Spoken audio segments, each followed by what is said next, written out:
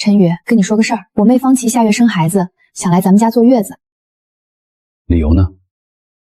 你做饭手艺好，咱们家是楼房，不潮湿，住着舒坦。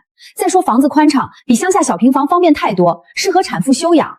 咱们家不是招待所。你怎么这么说话？那是我亲妹子，一家人哪能计较这么多？再说了，你一个大男人，每天上班就早晚在家，房子空着也是空着。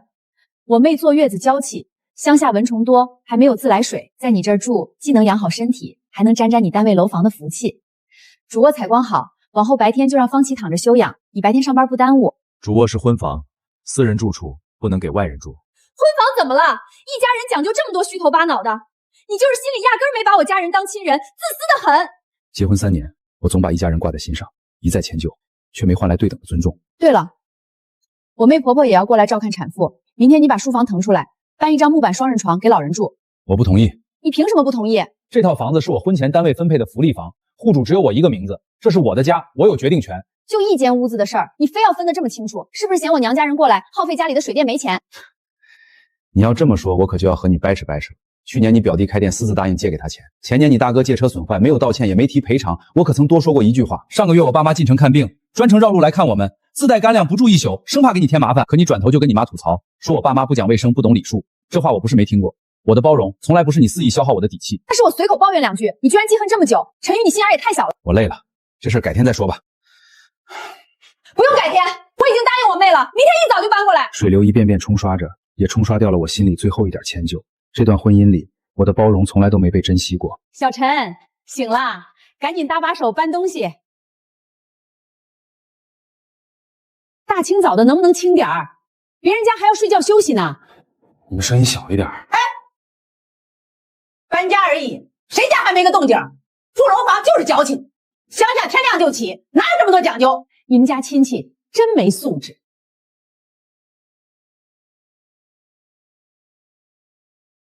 一行人径直走进屋内，赵磊自顾自拖拽行李箱，没有半点客气。王婆婆进门就一屁股坐在沙发上，大大咧咧，自来熟，没把自己当外人。亲家，你家姑爷靠谱，这楼房敞亮干净，人也老实本分，是个踏实孩子。那可不，我家访民烟广不差，这沙发旁边的空地正好，往后摆个婴儿摇床，采光足，孩子睡着舒坦。哟，塞得这么满，小陈，等会儿把冰箱投空一半，留着放产妇的食材补品，别跟杂物混在一起，不卫生。你摆着一张冷脸给谁看？我妈他们大老远过来，你就不能热情一点？昨天只说方琦和她婆婆过来住，没说一大家子4口人都要搬进来，我还要上班，没空伺候一大家人的起居饮食。人多才能照顾好产妇，我妈和我妹婆婆都有带孩子的经验，赵磊也要陪着我妹，你别这么不通人情世故。让他们搬走。不可能，人都已经来了，我怎么开口赶人？这事儿没得商量。卧室房门砰然合上，客厅里的说笑声清晰地传入耳中。傍晚，我下厨做好6菜1汤。小陈这手艺没得说，比街口国营饭店的味道还要好。往后月子餐就辛苦姑爷了，产妇身子虚弱，必须好好补一补，不能凑合。姐夫，以后饭菜都得这么丰盛，我媳妇要养身体，饭菜绝对不能糊弄。姐夫，我想吃红烧排骨，明天你给我做呗。你都听见了，都是一家人，别斤斤计较，多费点心思照顾好我妹妹。这是什么？单位外派通知，西部戈壁矿区支援2年，明早7点的火车。不可能，你是不是故意糊弄我？这份文件肯定是假的。你可以拨打单位有限总机核实。这么大的事儿，你为什么不跟我商量？当初你自作决定让他们搬进来的时候，又何曾跟我商量过？陈宇，你分明就是故意的！我们刚搬进来安顿好，你就要远赴外地，就是不想让我闺女在这坐月子。亲家别激动，小陈，外派2年不是小事儿，你跟方敏结婚没多久，哪能分开这么久？西边戈壁条件艰苦，何苦折腾自己？是啊，姐夫，就为了这点家事，没必要远赴戈壁受罪，大家好好商量，总能解决。这不是临时决定，3个月前我就递交了外派申请，上周审核通过，昨天单位正式下发文件。3个月前，是不是因为我表弟借钱那件事儿，你一直记恨我？我没有应答，沉默地起身，径直走向卧室。我吃饱了，你们慢慢吃，我去收拾行李。我轻轻关上门，打开衣柜，取出行李袋，有条不紊地叠放衣物。你给我说清楚，你到底想干什么？非要抛下我一个人？你给我说清楚，你到底想干什么？非要抛下我一个人？我只想换个清静地方生活，很难理解吗？你这是抛弃我，抛弃这个家！这个家还算得上是我们2个人的家吗？在你眼里，我到底是你的丈夫，还是招之即来挥之即去的苦力？我对你百般迁就，可你从来没有顾及过我的感受，更没有尊重过我的父母。我爸妈进城探望，生怕给我们添麻烦，住2天就主动离开，带满土特产，却换不来你一句好话。你非要走吗？就不能再考虑考虑？从你把房子放任成娘家免费绿脚点的那一刻，结局就已经注定。小陈，是我做事欠考虑，不懂分寸。我们今天就搬走，不给你添一点麻烦。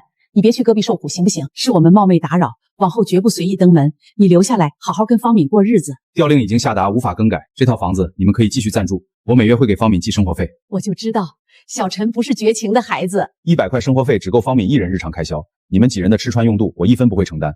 我就知道小陈不是绝情的孩子。100块生活费只够方敏1人日常开销，你们几人的吃穿用度我1分不会承担。我是方敏的丈夫，不是你们一大家子的靠山。别走，我求你了，我马上让他们搬走。太晚了。我提着行李走进昏暗楼道，身后传来方敏压抑的哭泣声，门缓缓关上，这一刻隔绝了所有牵绊，我终于挣脱了令人讶异的束缚。走下绿皮火车，长空一片湛蓝，黄沙漫天翻卷，放眼望去一片荒芜。我径直走向宿舍，看见舍友老李在帮我整理床铺。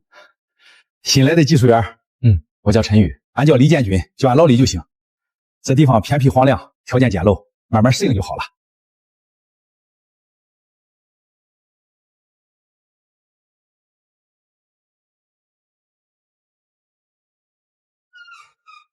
咋了，小陈？厕所在哪儿？出门左拐，走50米，那个没门的就是，小心点，那个木板不结实。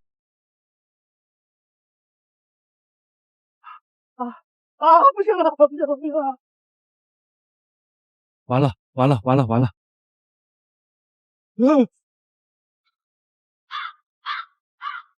俺跟你说了，那木板不结实。你能不能先拉我一把？刚来的城里人扛不住高矿化度加水，咸盐水养胃。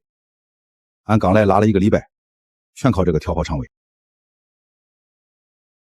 戈壁滩上的生活累并快乐着，傍晚收工后却接到了张秀梅电话，有事直说。你给方敏的100块生活费太少，家里5口人要吃饭，方琦马上临产，住院待产都要花钱，你再多补贴一点，每月再加200就行。凭什么？我们是一家人啊！我的工资是在戈壁滩风吹日晒辛苦劳作换来的，只用于赡养父母、扶持妻子。你们四肢健全，身体健康，不该一直依附别人生活。赵磊正值壮年，应该外出挣钱，不该在家游手好闲。赵磊年轻不懂事，没本事。我一把年纪干不动重活，方琦怀着孩子，家里全靠方敏一个人撑着。你身为女婿丈夫，眼睁睁看着我们吃苦受难，良心过得去吗？你要是不打钱，我们就只能饿肚子借钱度日了。当初强行住进我家，肆意消耗我的生活，无视我底线的是你们。如今日子窘迫，不该由我买单。小琪快要生产，家里实在周转不开，算我求你了。我没钱，钱还要留给父母养老看病。1个月后，我接到母亲打来的电话，语气焦急又无奈。小陈，有你的电话，来接电话，快点。儿子方敏来家里了，张口就要借500块钱，说是给他妹妹生孩子用。那你们借了吗？我哪敢借？你爸身体不好，常年吃药，家里本就拮据，他坐在院子里哭闹，到处说你抛弃妻子，欺负娘家人，我实在没办法，再给他20块路费，才勉强把人打发走。妈，你们别心软，往后不管方敏或是他家人上门，不必多做纠缠，直接给我打电话，1分钱都不要外借。我挂断电话后，拨通了方敏住处的电话。你是不是去乡下找我父母要钱了？我只是想让爸妈劝劝你，早点回来。劝我，还是上门闹事要钱？我每月按时给你生活费，足够你1人温饱。你不该去打扰他们的清静。我实在撑不住了，我妹生了男孩，家里开销暴涨，赵磊不肯干活，整日打牌闲逛，我妈和我妹婆婆天天吵，所有人都把怨气撒在我身上。当初是你答应他们搬进来的，该由你自己解决。我最后警告你一次，不准再骚扰我的父母，再有下次，我直接收回房子，停止生活费。电话挂断，戈壁风沙呼啸而过，我望着荒芜的荒漠，心中暗下决心，好好守护年迈的父母。晚上，老李牵头喊上几个工友，在后山空地上拢了一堆篝火，算是矿区难得的消遣。小陈，过来坐。咱隔壁矿区的规矩，熬过风沙，扛过钻机，就得凑肚烤火喝酒。城里的花样咱没有，篝火配白酒就是咱最高待遇。小陈是城里来的技术员，细皮嫩肉的。刚来那2天，我还担心你扛不住戈壁的苦，没想到现在也能跟着咱们扛设备熬大夜。入乡随俗，都是干活吃饭的人，没什么娇贵的。你是没见他刚来的糗样，喝水拉肚子，上厕所差点栽进坑里，现在进步大了，真的啊。小陈，尝尝戈壁烤土豆，不用调料，自带撒甜味儿，城里饭店有钱都吃不到。确实好吃。小陈，你别光吃啊，你是城里来的文化人，唱歌肯定好听。咋样？来一首。给咱粗汉子们养养耳。别为难人家小陈了，人家斯文，不像咱咋咋呼呼的。不为难，闲着也是闲着。那我献丑唱一首。看着这粥的馨香，熬度日色漫长。酒魂照轩玉墙，笑意只剩荒唐。他总偏信娘家言，从不肯听我衷肠。满心难言的苦楚，终究无处安放。我的天，太好听了，俺都感动的快哭了。唱的真好，不吵不闹，安安神神的，听着心里踏实。就是随便唱唱，献丑了。说真的，小陈，我知道你城里家里有事儿，心里装着烦心事儿，但咱隔壁人有个规矩，围着篝火做过，就是自家兄弟，不管外头有多少糟心事儿，在这弹簧地里，有火烤，有酒喝，有兄弟陪，就没有跨不过去的坎。半月后，我在宿舍打扫卫生，电话突然响起。喂，我让他们都搬走了。怎么回事？赵磊打牌输钱找我要钱，我没钱，他就指着我鼻子骂我，旁人冷眼旁观，没有一人劝阻。我忽然觉得特别没意思，为了这群自私自利的人耗光自己的时间、金钱、精力不值得。我找了街道居委会帮忙，劝离他们离开。房屋为陈宇婚前个人房产，房主未许可你们居住，你们长期扰民滋事，请立刻收拾东西搬离。闺女家就是我家，我凭什么不能住？你们凭什么赶人？产妇月子在身，动窝伤身，谁敢赶我们？退！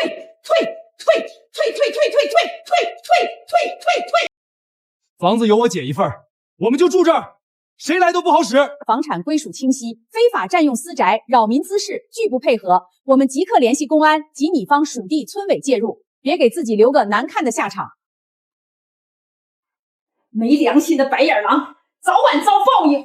喧嚣落幕，满屋狼藉，只剩彻底清醒的方敏独守空屋。你会不会看不起我？你有权决定你自己的生活。那你还会和我分开吗？我不知道，我现在只想清静度日。我知道了，你要好好吃饭，照顾好自己。半月后，我收到方敏来信，独坐戈壁坡上细读。他坦言做起餐馆杂工，整天忙前忙后，内心却十分安稳。狂风突至，黄沙漫卷，信纸脱手随风飘走。我连忙起身追赶，白纸在荒漠中格外显眼。我的娘嘞，跑得比兔子还快！小陈儿，咋了？是不是发现了富矿点？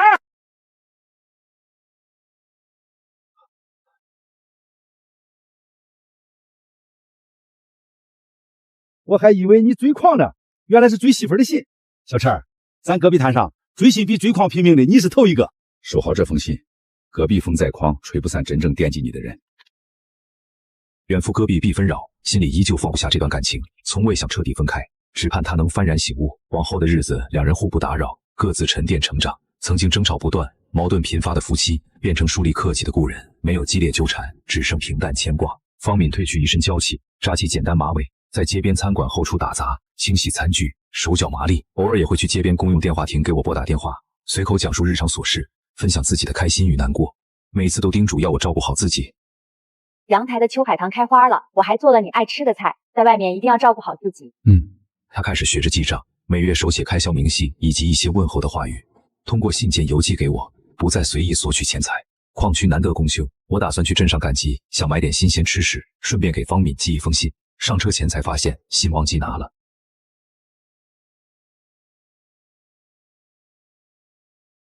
等一下，我还没上车呢，等一下。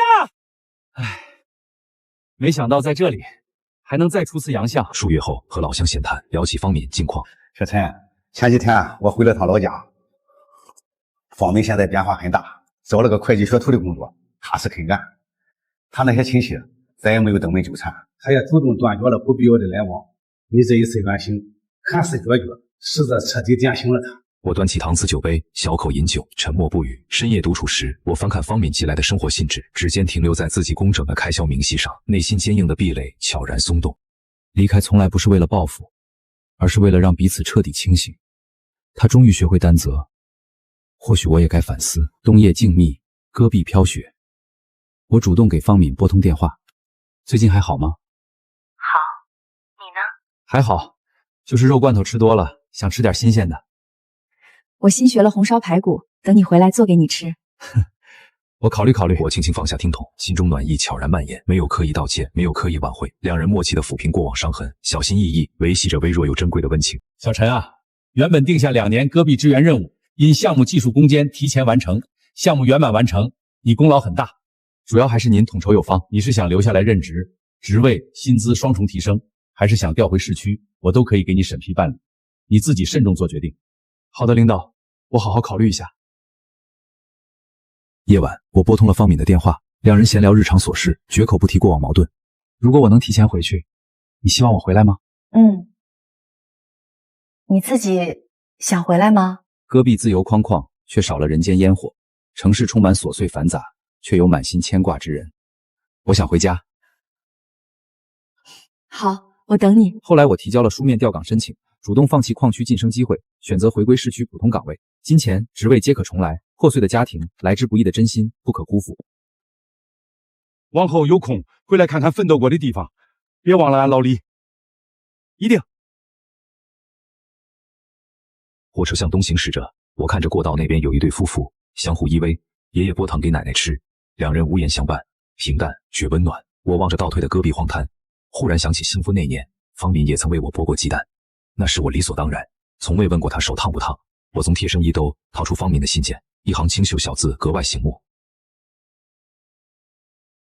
火车抵达市区，我没有提前告知贵戚，独自拎着行李走到门前，掏出老式铜制钥匙，轻轻转动门锁，房门缓缓推开。厨房之内，方敏系着简易碎花围裙，背对着门口，切菜动作娴熟利落。老式收音机循环播放着舒缓老歌，旋律温柔婉转。轻步上前，我从身后温柔抱住方敏，菜刀轻轻落在木质砧板上，方敏身体瞬间僵硬，缓缓转身。你回来了，眼眶瞬间泛红，泪水悄然滚落。1年离别，风雨洗礼。欢迎回家。曾经破碎的感情，在时光中慢慢愈合；曾经自私任性的2个人，终于学会珍惜与包容。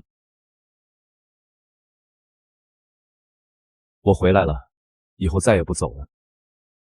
儿子，方敏每个礼拜都来，帮我种菜挑水，陪你爸下棋唠嗑。你爸常年吃的药都是他跑镇卫生院排队开的，一次都没落下。他从来不主动提你，但每次临走都要在院门口站好久，望着远方大路发呆。